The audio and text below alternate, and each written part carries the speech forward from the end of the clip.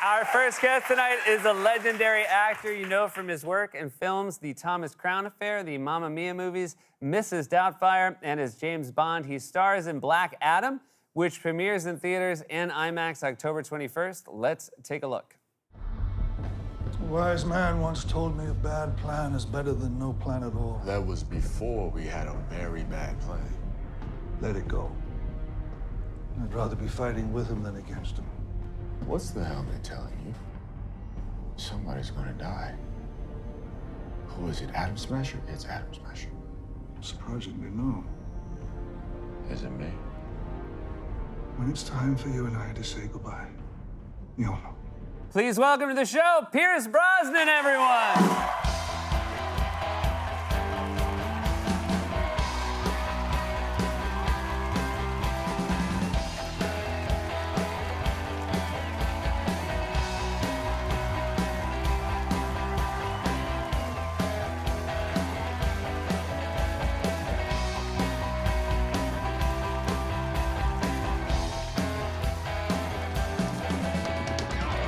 That was very kind of you. I feel like not enough of our guests do a little dance right at the end. Oh, I just saw it on the TV one night and I thought I'd do it now. Yeah. Really, I just thought, Very natural, very good. very natural. I'm so happy to have you here. Thank you. We've worked together before, but never met. This is true. Yeah. Sarah Jessica Parker. We were in a yourself, film and called I I Don't Know How She Does It, and you were the second lead, and then I was on the end where they had to make the arrow a different angle. Yeah, I remember that. It was winter here. It was a beautiful time. It was nice. It was working in New York City. Always a pleasure. I enjoyed it. I always loved New York. It's so good to be back here. It's great to be back here. This is, did you know This World, the Black Adam?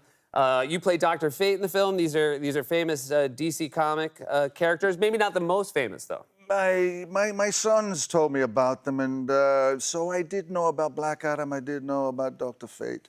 And, you know, it was the last thing I expected, but quietly desired and wondered whether I would ever be asked to be in one of these movies, and it just came out of left field. So you finally found your way into a superhero movie. Very nicely done. I did, yeah. Really? Yeah. Well, slow and steady. Tonight's a big night. And it's a great film. It's a beast of a film. It's a feast of a film. And it was amazing being with Dwayne and watching him do his thing. I've watched this man rise to the beautiful prominence that he has now as an actor. And the cast were wonderful. Aldous Hodge and Quintessa and Noah. We became a kind of little quartet, the Justice Society. One of the very important things about Dr. Fate, which I'm happy to report they got right, is the helmet, which is... Oh, yes. They did a beautiful job. Were you involved at all in the forging of the steel to make the helmet, or...? No, but John Collazzaro, who's the director, who's a really fantastic director, brilliant man, and the greatest admiration for him again, because this was a beast of a film. He said, do you want to have a hand in creating this beautiful helmet? And I said, sure, and we talked about it and sent me photographs. I said, that looks like a bucket. And, you know, just, and something sleek and elegant. Yeah. And so, you know, in the movie, you see me carrying this helmet around, and that was the aesthetic, beautiful one. And then they had another one, which really was like a bucket, so it fit on my head. It was, oh, I see. So there's the prop you So there's carry, the prop, and then yeah, because it's too sleek to actually fit on a human head, right? And I will say it would have been very funny for all your wonderful acting and all the seriousness of your dialogue if then you would just put a full bucket on your head at the end. Exactly. Oh, I'm sure someone will do it. You'll see it at some point. Were you aware, growing up in Ireland, what were the superheroes you were aware of back in the days of your youth? Oh, well, I grew up in a small country town, Southern Ireland, and there were two cinemas, the Palace, the Lyric, and I grew up on a kind of diet of cowboy movies. Sure. My mother, bless her, would send me from London comic books, the Eagle comic books. I guess Batman was my hero, so... You know, as a little boy in Ireland at Christian Brothers, we'd put our raincoats around our neck and swing from the bicycle shed. You know. An upgrade on costume then this time. Very much so. Even a Very bucket much. would have been an upgrade over that. True. You have been you've been an artist for almost as long as you've been an actor, and you actually have a gallery show coming up So this is some of your beautiful artwork here. Thank you for And showing. Thank I'm you. wondering, I guess it's a little similar in that when you make a film, you do it, and then a great deal of time later, people get to judge it. For a gallery show, it's the same. Do you get nervous before people come in to see one of your shows? Yes, I mean, this has been on the cards for a few years now. I've been painting since '87. Wow. I started as a trainee commercial artist and discovered acting and became an actor, thank heavens.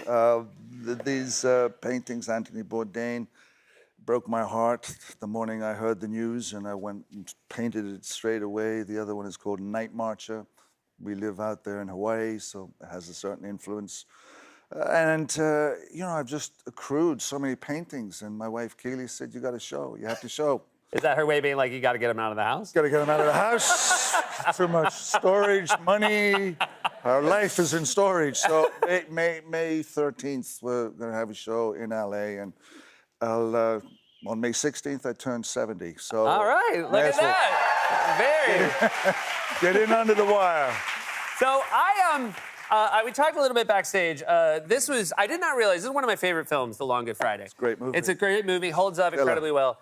You're in it. I did not realize it was your first film, as evidenced by the fact you appear on the poster less than I appeared on I Don't Know How She Does It. So yeah, that is not saying a lot about your billing at the time. There's this wonderful, it's the final scene in the film. I don't want to give anything away, but it's you and the great Bob Hoskins. That's right. He gets in the back seat of a car, you turn around with a gun. It's this incredibly dramatic final scene. Yeah. It was like you and I on I Don't Know How She Does It. You never met him. Never saw the man. Never Wow. saw the man. I mean, I was out of drama school maybe a year. My director said, "You've got a movie, Long Good Friday. You're playing IRA man #1." I went, "Okay, great. I'm in the movies. I'm off to the races." And they just said, didn't send me the script. They said, "Show up at Tooting Bec swimming pool 6 o'clock tomorrow morning." I went, and I was IRA man #1. Yeah. And got to do a murder right away. Gotta kill him, pick a guy up, and then stab him in the shower. Usual fare. But yes. I mean, the soundtrack on this movie. It's one of the most iconic. It's amazing. I watched the scene today, and every time you watch anything from the film, you remember exactly how haunting that score is. It's great. And the end of the movie, we got to the Savoy Hotel, and I really wanted to drive the car because I knew what the scene was now that we had the guy. We had Bob Hoskins, #1 guy, and I thought I really want to drive the car. I just so want to drive the car. Going to look like Steve McQueen. It's going to be so cool. And the director, John McKenzie, said, "Hey, you're in the front seat, in the front. Get down there now." And I thought, oh, this is not good. This is really boring. And we drove down the Strand, and John McKenzie, the director, God bless him, he drove. Phil Mayhew was in the back with the camera. And he said, action, and he said, just come up and point the gun, and Bob Hoskins wasn't there. He was just, a dot on the camera. I mean, you certainly would never watch it and not think, as actors, you both obviously do an incredible job making me believe you were there at the same time. Well, it's Bob Hoskins. Bob Hoskins just owns that scene, and I just happened to be part of that scene. Yeah. So. I guess probably still, that's less of a special effect than we're going to see in Black Adam. So. Black Adam is huge. It's a colossal piece. I think it speaks to exactly how long you've been in this business, that you go from IRA man #1 to Dr. Fate. That's not a bad ride. Stay in the ring as long as you can. Thanks a million. Pierce Brosnan, everybody. Black Adam. Theaters and IMAX, October 21st. We'll be right back with Sharon Horgan.